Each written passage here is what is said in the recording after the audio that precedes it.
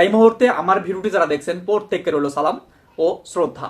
আশা করি সবাই ভালো আছেন। প্রিয় দর্শক, 2026 সালের নির্বাচনীয় তফসিল ঘোষণা করা হয়েছে।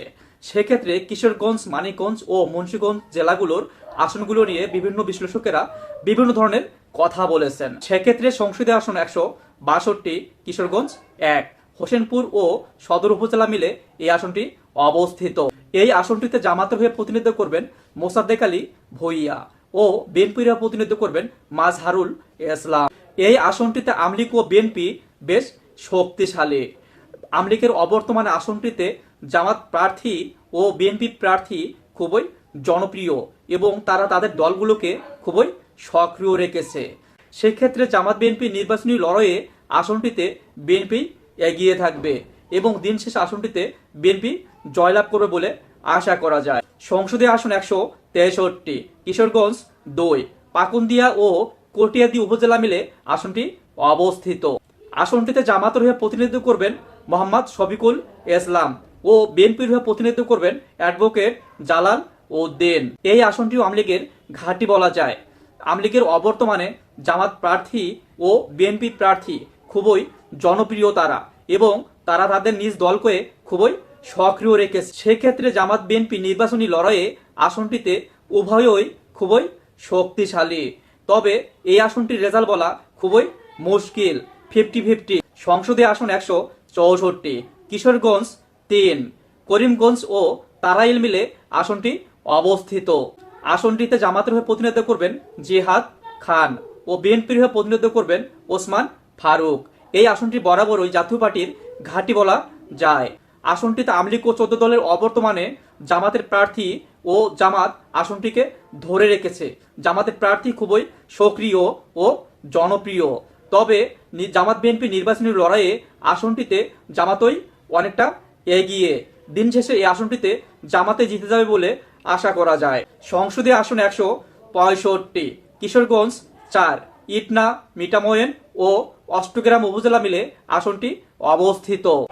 আসনটিতে জামাতের হয়ে প্রতিনিধিত্ব করবেন রোকন রেজা ও বিএনপির হয়ে প্রতিনিধিত্ব করবেন মোহাম্মদ ফজলুর রহমান। আসনটি আওয়ামী লীগ ও জাতীয় পার্টির ঘাঁটি বলাই যায়।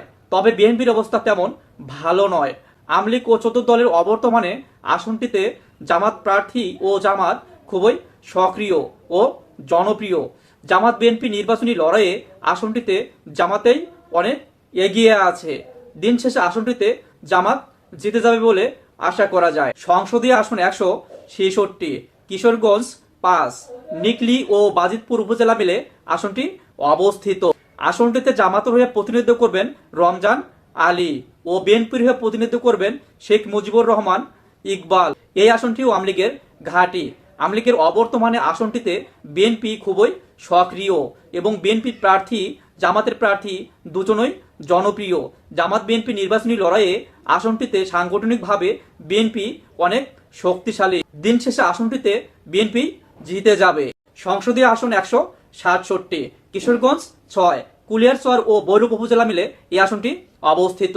এই আসন থেকে জামাতের হয়ে প্রতিনিধিত্ব করবেন কবির হোসেন ও বিএনপি থেকে প্রতিনিধিত্ব করবেন শরীফুল আলম।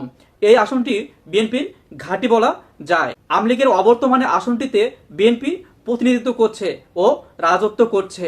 জামাত বিএনপি নির্বাচনী লড়াইয়ে আসনটিতে সাংগঠনিকভাবে বিএনপি অনেক শক্তিশালী ও এগিয়ে আছে।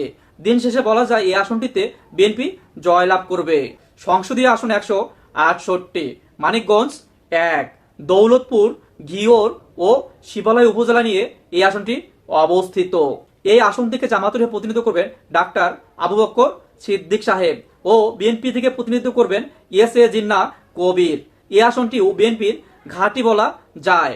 আওয়ামী লীগের অবর্তমানে আসনটিতে জামাত বেশ জনপ্রিয় ও সক্রিয় হয়েছে। তবে বিএনপির তুলনায় জামাত অনেকটাই পিছিয়ে আছে। জামাত বিএনপি নির্বাচনী লড়াইয়ে আসনটিতে বিএনপি অনেক বেশি এগিয়ে। দিন শেষে আসনটিতে বিএনপি জয়লাভ করবে বলে আশা করা যায়। সংসদীয় আসন 169, মানিকগঞ্জ 2, হরিরামপুর, সিংগাইর ও সদর আংশিক মিলে এই আসনটি অবস্থিত। এই আসনটি থেকে জামাতের হয়ে প্রতিনিধিত্ব করবেন জাহিদুর রহমান ও বিএনপির হয়ে প্রতিনিধিত্ব করবেন মঈনুল ইসলাম খান। এই আসনটিও বিএনপির ঘাঁটি বলা যায়। আসনটিতে বিএনপি ও বিএনপির প্রার্থী খুবই জনপ্রিয় ও সক্রিয়। অন্যদিকে জামাত প্রার্থীও বেশ জনপ্রিয়, তবে সাংগঠনিকভাবে আসনটিতে বিএনপি অনেকটা এগিয়ে আছে। জামাত বিএনপি নির্বাচনী লড়াইয়ে আসনটিতে বিএনপি জয়লাভ করবে বলে আশা করা যায়। সংসদীয় আসন 170, সদর আংশিক ও সাটুরিয়া উপজেলা মিলে এই আসনটি অবস্থিত। এই আসন থেকে জামাতের হয়ে প্রতিনিধিত্ব করবেন অধ্যক্ষ মাওলানা মোহাম্মদ দেলোয়ার হোসাইন ও বিএনপির হয়ে প্রতিনিধিত্ব করবেন আফরোজা খান রিপা। এই আসনটিও বিএনপির ঘাঁটি বলা যায়। বিএনপির যে কোনো প্রার্থী দাঁড়ালেই সে সংসদ জয়লাভ করে।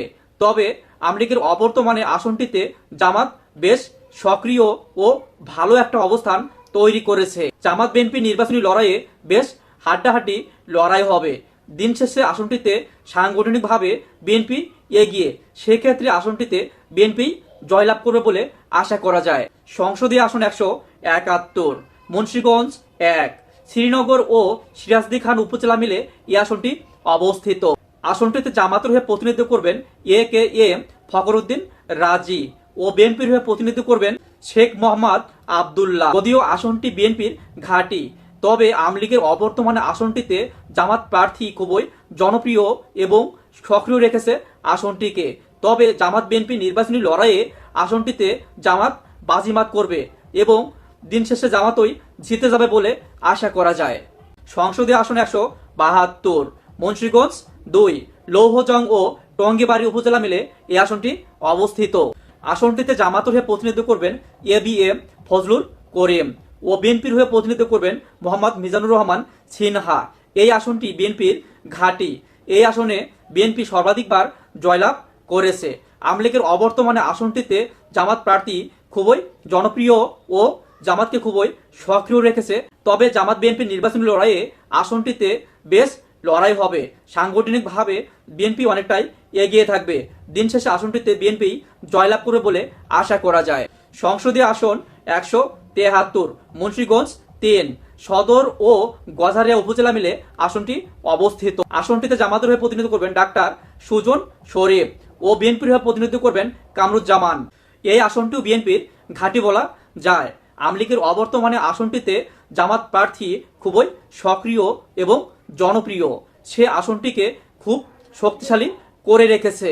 দিন শেষে বলা যায় জামাত বিএনপি নির্বাচনী লড়াইয়ে আসনটিতে জামাতই অনেকটা এগিয়ে থাকবে এবং জামাতই জিতে যাবে বলে আশা করা যায়।